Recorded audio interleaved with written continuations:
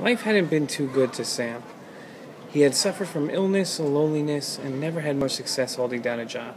Sam's mother had passed soon after his birth, and in the ensuing decades-long depression, his father hadn't been there for Sam.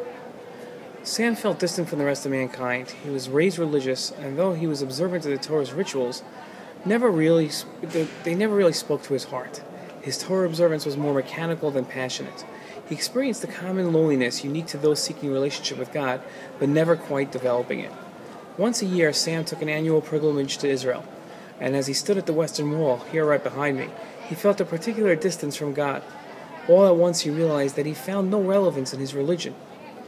What did the past of the Bible really have to do with his sad and pathetic life? The rituals which had provided him a sense of consistency felt meaningless and left him feeling empty.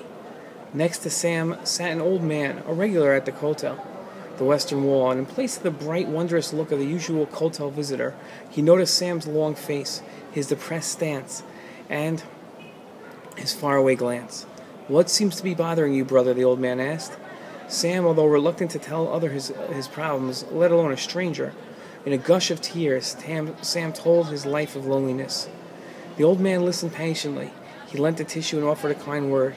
He spoke of this week's Sedra and of Moshe's review of the revelation at Sinai. The man's words didn't mean much to Sam. In fact, they only strengthened his feelings. The old man then told of Moshe's address to the next generation. In his last address to his people, Moshe tells the generation that followed those at Sinai that the words spoken at Sinai were spoken to them as well.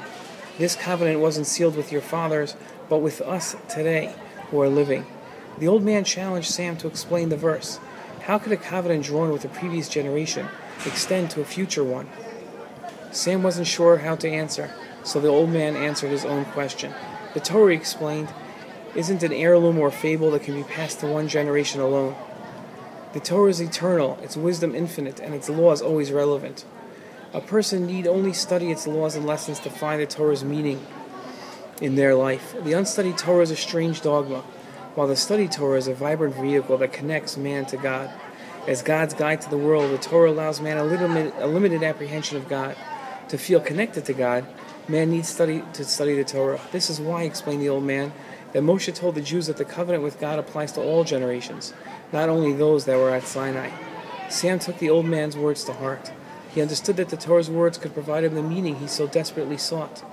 He understood that the Torah wasn't centered around ritual, but of understanding. His mistake had been ignoring the heart of Judaism, the Torah's wisdom.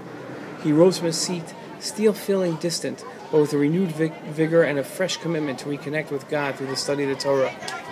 The old man's lesson from this week's Sedra reached deep into his heart and inspired him to change. Each of us has a bit or a lot of Sam in all of us. We each catch ourselves questioning the meaning of the rituals we perform obediently. With our doubt comes the wane of passion, and with it, the lax in observance. While the feeling is natural, it isn't healthy and must be cured. The antidote to a feeling of monotony in mitzvah observance is Torah study. With understanding comes passion, and with knowledge comes love.